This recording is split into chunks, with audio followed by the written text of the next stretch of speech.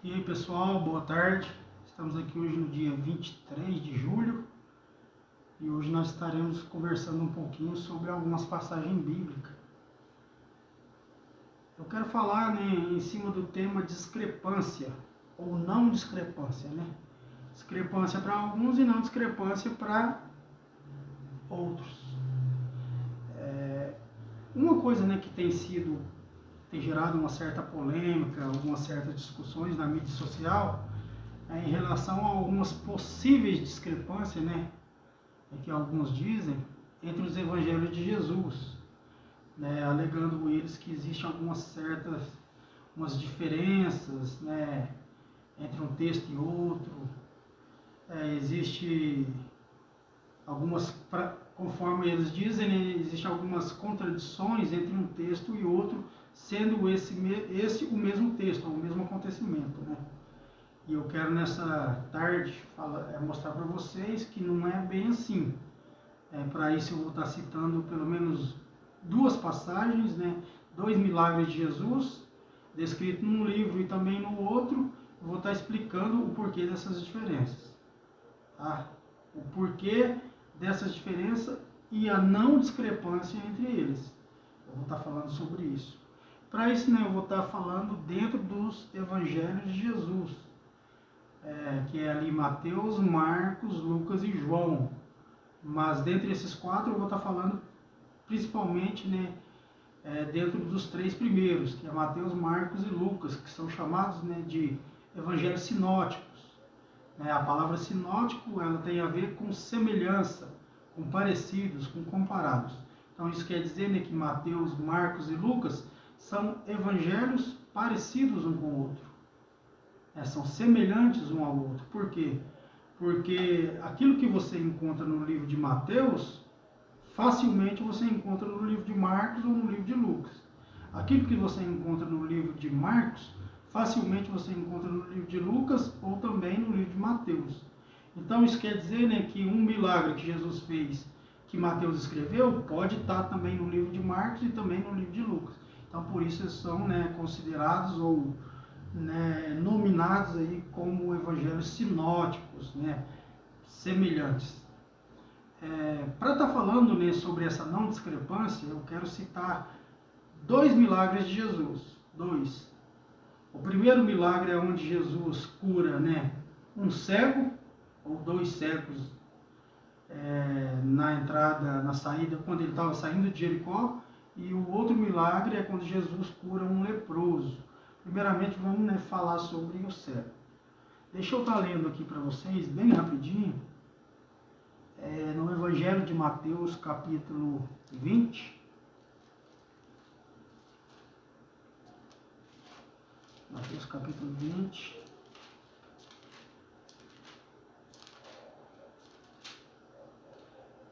Mateus, capítulo 20, a partir do versículo 29, diz assim, E saindo eles de Jericó, seguiu uma grande multidão, Jesus, os seus discípulos e também uma grande multidão. Tinha gente demais.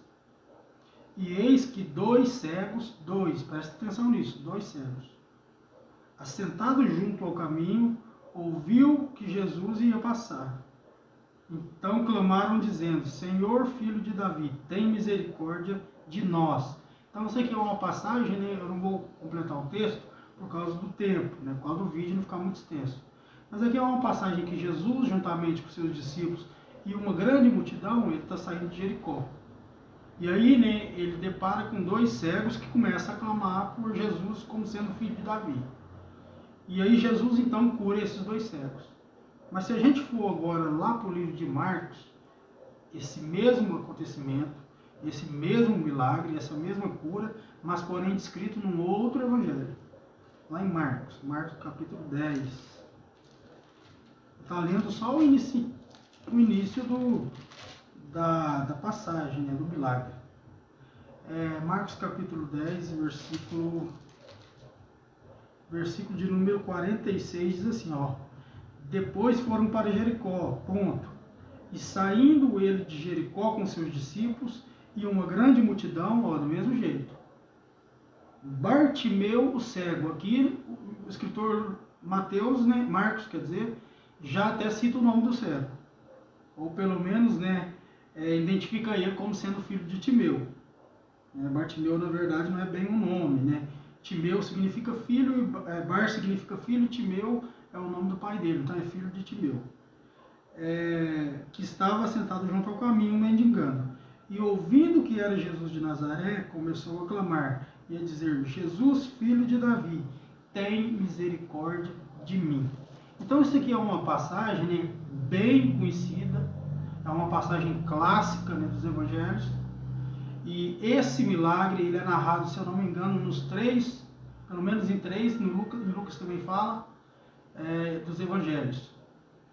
Em Marcos, né, ele vai citar 2 cegos, em Mateus ele vai citar 2 cegos, perdão, e em Marcos vai citar apenas um cego, né, sendo ali identificado como o filho de Timeu. Mas a diferença está, num evangelho é 2 cegos e no outro é um cego. Aí a pessoa, né, logo vai pensar, mas peraí, tá tendo uma contradição aqui. Um fala que é 2, o outro fala que é 1. Mas eu vou estar explicando para vocês o porquê que o autor escreveu, um autor escreveu de uma forma e o outro escreveu de outra. Né? Qual que é um dos motivos disso ter acontecido. Vou estar citando agora uma outra passagem, eu não vou estar lendo por causa do tempo. É sobre a cura de um leproso. A Bíblia diz, lá no livro de Marcos, né, quando vai narrar que Jesus ele cura um leproso, no Evangelho de Marcos diz que depois que Jesus cura a sogra de Pedro, ele sai da casa da sogra de Pedro, da casa de Pedro no caso, e ele encontra com um leproso, e Jesus cura ele. E aí quando a gente vai ler no livro de Mateus esse mesmo acontecimento, esse mesmo milagre da cura do leproso, diz que Jesus curou o leproso primeiro para depois ir curar a sogra de Pedro na casa dele. Então está vendo a diferença? Um dos livros fala que Jesus curou primeiro a sogra de Pedro, na casa de Pedro, e depois curou o leproso. E aí no outro livro diz que Jesus curou o leproso primeiro e depois, né, a sogra de Pedro. Então está tendo essa diferença entre um ser antes e o outro ser depois. Existe explicação também para isso. Primeira coisa que a gente tem que entender, uma das principais divergências, uma das principais diferenças, né, entre um texto com outro texto, a gente vai encontrar no próprio autor. É lógico, né, que cada autor tem o seu estilo, cada autor, né, tem a sua forma de escrever, cada escritor, né, tem a sua forma de pensar, né, tem a sua forma de colocar as palavras, né, segundo a sua própria visão. Né, mesmo que aparentemente venha parecer ser discrepância ou parecer ser contradição, mas cada um tem a sua forma de, né, descrever aquilo que ele está colocando no papel. Então, primeiro, né, a gente tem que entender que cada autor tem o seu estilo. Agora vamos falar sobre essas passagens bíblicas. Vamos lá no cego de Jericó. Mateus diz que há 2 cegos. Marcos diz que é um cego, né, Bartimeu. Por que acontece isso? Primeiro, a gente tem que entender que Mateus, ele é um dos discípulos de Jesus, que inclusive, né, foi chamado ou foi nominado como um apóstolo, né, de Jesus. Ele colocou Pedro, né, Pedro e os demais, e Mateus, que era Levi antes, agora Mateus ele se tornou não somente um discípulo, mas um apóstolo de Jesus. E a gente vai ver então entender que Mateus ele andou com Jesus. Né? Durante o ministério de Jesus, Mateus esteve presente o tempo todo. Já se você for olhar, por exemplo, para Marcos, né, que escreveu o Evangelho de Marcos, descrevendo apenas um cego, você vai entender que Marcos não foi discípulo de Jesus e nem apóstolo. E na verdade ele nem é da época de Jesus, ele não é. Né? Ele não conheceu Jesus, ele não era uma testemunha ocular de Jesus. Porque Marcos, né, ele se converteu depois, quando, né, os apóstolos, depois da diáspora, eles começaram a pregar o evangelho em várias regiões, em vários países, aí ele se converteu ao evangelho depois. Só que ele é, né, um dos escritores dos evangelhos, né, escrevendo o texto sagrado inspirado por Deus, mas por aquilo que ele ouviu de alguém. Ou seja, alguém falou para Marcos o que Jesus fez, os milagres que ele fez, as curas que ele operou e assim por diante, né? Foi contando, né, de forma oral para Marcos, e Marcos foi escrevendo, inspirado pelo Espírito Santo, mas ele escreveu segundo aquilo que ele ouviu. Já Mateus, que descreve 2 cegos, ele escreveu aquilo que ele viu. Então, por que que tem essa diferença? Ah, é porque Marcos não estava presente, Mateus estava? Mas quem falou para Marcos estava presente, então tinha que ter falado da forma certa. Não, ele não errou. Por quê? Aí vai entrar uma questão de ótica. Aqui nós vamos entrar na questão da ótica. O que é ótica, né? Ótica é aquilo que nós vemos, é aquilo que nós enxergamos, né? Por exemplo, vou dar um exemplo para vocês básico, um exemplo básico, para vocês entenderem. É uma ilustração que eu vou trazer para vocês. Por exemplo, vamos supor que eu estou sentado numa sorveteria numa esquina, na avenida principal. Na minha cidade, é a avenida principal, estou sentado na sorveteria, tomando sorvete, tranquilo ali e tal, conversando. E aí, como eu estou na esquina, tem a rua que desce e tem a avenida que passa. Na avenida vem um carro, no seu direito, né? Geralmente a avenida é preferencial. Aí o camarada vem, só que vem um carro aqui de baixo e não para, né? Ele avança o pare. E aí vem o carro e bate nele, que está na avenida. E eu estou bem próximo mesmo do acidente, bem próximo da colisão. Então, quando eu vejo aquele acidente, se eu for passar para a caneta e descrever, eu vou descrever a forma que eu vi. Eu estava sentado na sorveteria, assim, assim. Eu percebi que vinha um carro na avenida, só que do nada apareceu na rua contrária um outro carro avançando o sinal e os dois bateram. Aí eu vi tudo, que o outro estava errado, o outro estava certo, veio, bateu, porque estava bem próximo de mim. Eu escrevi, passei no papel. Essa é a minha ótica, a minha visão. Mas vamos supor que tem um outro rapaz que também escreveu o ocorrido. Só que ele estava lá no meio do porteirão, do outro lado da rua. Do outro lado da rua, longe do acidente. Mas ele viu, porque estava olhando para cá. Ele vai escrever, eu estava em tal lugar. Quando eu olhei lá para frente, eu vi que o carro lá ia, né, em alta velocidade. E quando eu percebi, ele bateu em outro carro e assim por diante e tal. Aí ele foi e descreveu. Ele descreveu segundo a ótica dele, segundo o que ele viu, da forma que ele viu. Só que lá ele não colocou quem estava certo e quem estava errado, por causa da distância que ele estava. Ele não viu, ele só viu na hora que bateu. E aí então o que acontece? O acontecimento é o mesmo. O acidente é o mesmo. Mas está tendo diferença entre a ótica. Porque na minha eu detalhei quem estava certo, quem estava errado, como aconteceu de fato.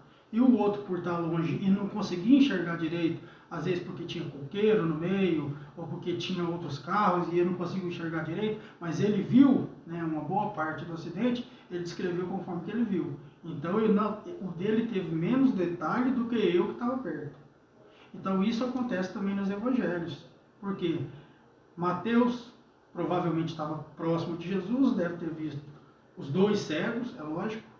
Só que a pessoa que, né, oralmente passou para Marcos a história e Marcos escreveu, essa pessoa provavelmente não estava perto de Jesus.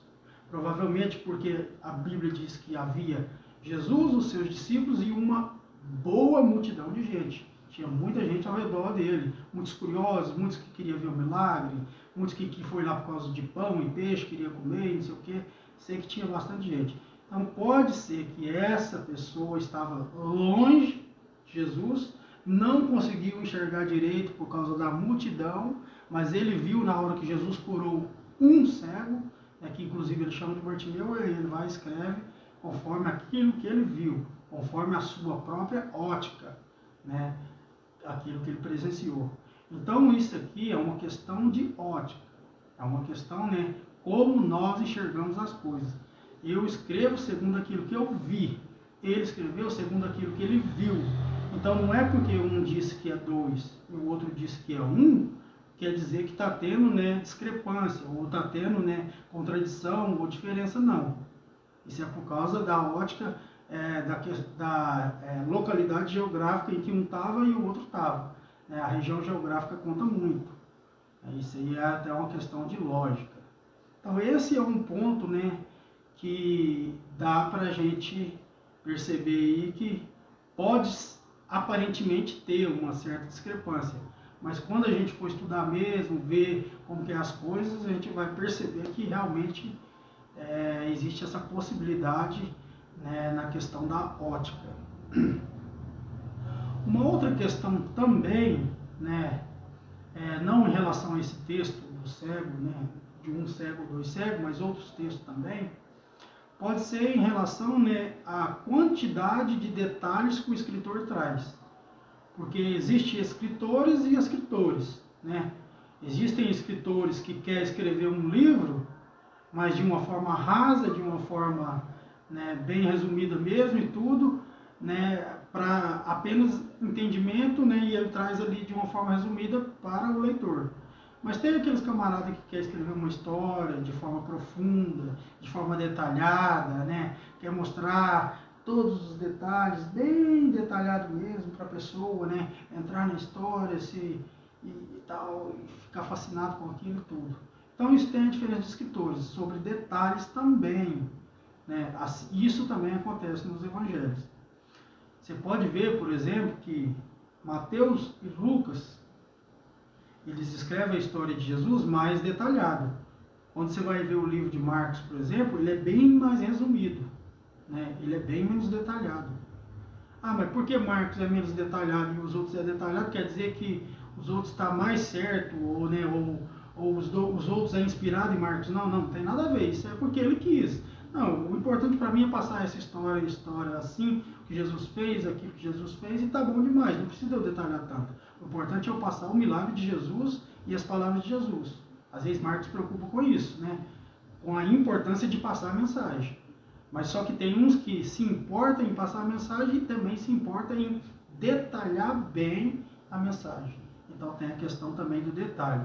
Vou dar um exemplo para vocês. Todos os evangelhos, né, escrevem o sofrimento de Jesus antes de ir para a cruz. Quando Jesus está no jardim de Getsemane, né, que ele ora: Pai, se possível, passa de mim esse cálice, mas contudo não faça a minha vontade, mas a sua.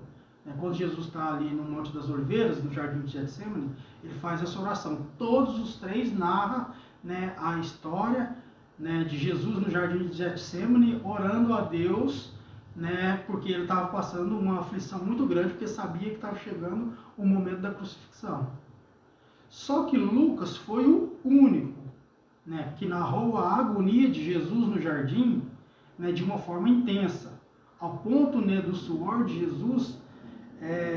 Jesus suar como gotas de sangue. Se você for ler o livro de Mateus, Marcos e João, eles não falam que Jesus suou sangue, mas Lucas fala. Por quê? Por causa da questão do detalhe. Então, às vezes, um escritor detalha mais e o outro detalha menos. Então, por isso que, aparentemente, existem algumas diferenças, mas é por causa do detalhe. Uma outra, assim, questão também que pega, né, que às vezes, aparentemente, dá uma certa diferença, como eu falei sobre o leproso. Tem um livro aí, que é o livro de Marcos, por exemplo, fala que o leproso foi curado depois que Jesus saiu da casa de Pedro. E já no livro de Mateus fala que o leproso foi curado antes de Jesus entrar na casa de Pedro. Por que está tendo essa diferença? Porque na época em que os escritores bíblicos escreveram a Bíblia, né, eles não escreviam os fatos, né, eles até tentavam escrever, mas nem sempre os acontecimentos saíam de forma em ordem cronológica. Tipo assim, primeiro foi esse milagre, depois esse milagre, depois esse milagre e depois esse milagre. Aí quando o escritor vai escrever esses mesmos milagres no livro dele, primeiro esse milagre, aí tem que escrever igual, né? A gente pensa desse jeito, a nossa mente funciona assim. Aí tem que escrever igual ao outro. Primeiro esse, depois esse, depois esse, depois esse. Então eles não tinham essa questão de o leproso foi curado depois que Jesus saiu da casa de Pedro. Ou foi curado antes dele entrar na casa de Pedro. Eles não tinham essa preocupação, eles narravam o milagre de Jesus, né, não em ordem cronológica. O importante para eles era narrar o milagre. Se estava em ordem cronológica ou não, né, eles até preocupavam com isso. Na verdade, né, a maior parte dos milagres, dos acontecimentos de Jesus ali na Bíblia, aqui dentro da Bíblia, ela está, né, mais ou menos na forma correta, na ordem correta, de forma cronológica.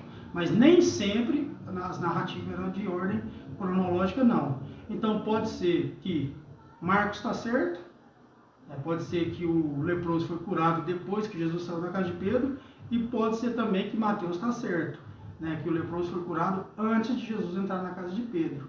Mas é porque eles escreviam, né, não no sentido assim, eu preciso escrever como foi de fato a ordem. Eles não pensavam nisso, não, eu vou escrever o acontecimento.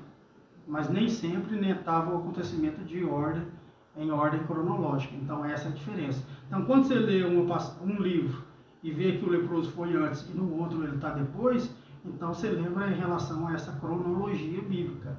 Nem sempre eles escreviam, né, em ordem cronológica. Agora voltando aqui em relação à preocupação de detalhes, eu acho interessante como Deus faz as coisas perfeito, né?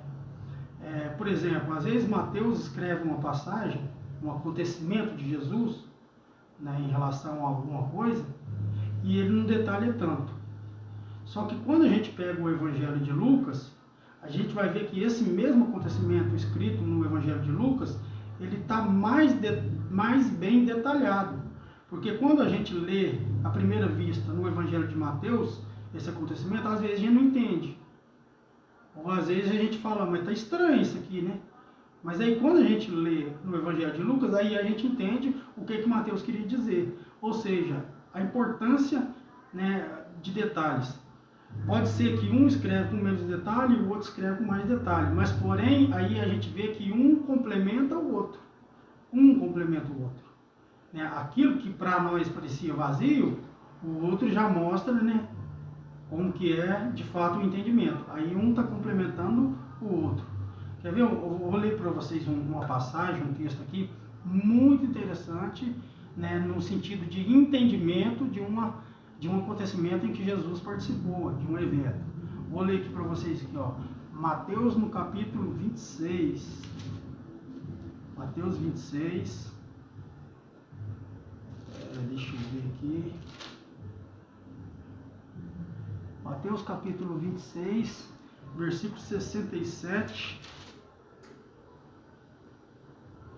68. Está escrito assim, ó.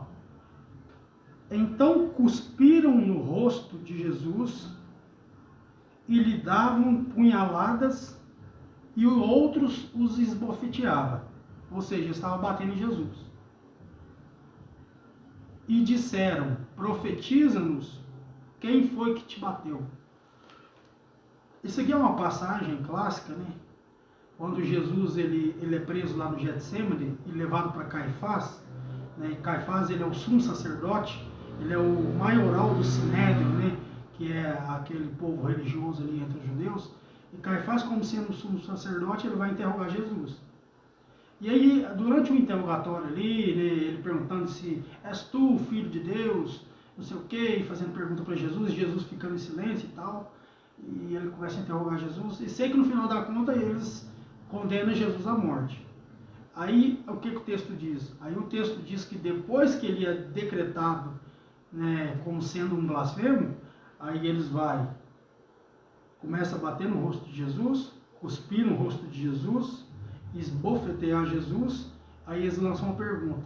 Agora fala para nós quem foi que te bateu.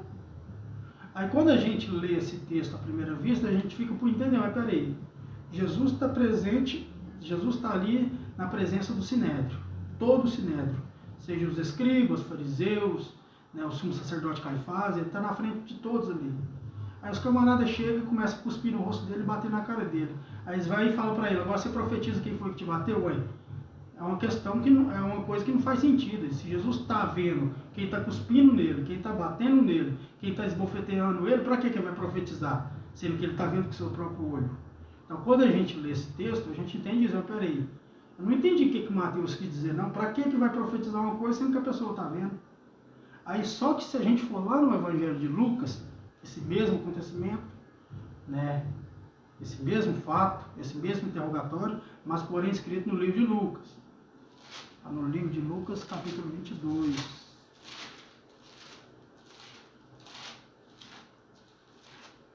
Lucas 22, versículos 63 e 64. Diz assim, ó. E os homens que detinham Jesus zombaram dele, ferindo-o. É o mesmo que eu li lá, só que no Evangelho de Lucas. Versículo 64. E vendando-lhe os olhos, bateram no teu rosto e perguntaram, dizendo: profetiza, quem é que te bateu? Viu a diferença?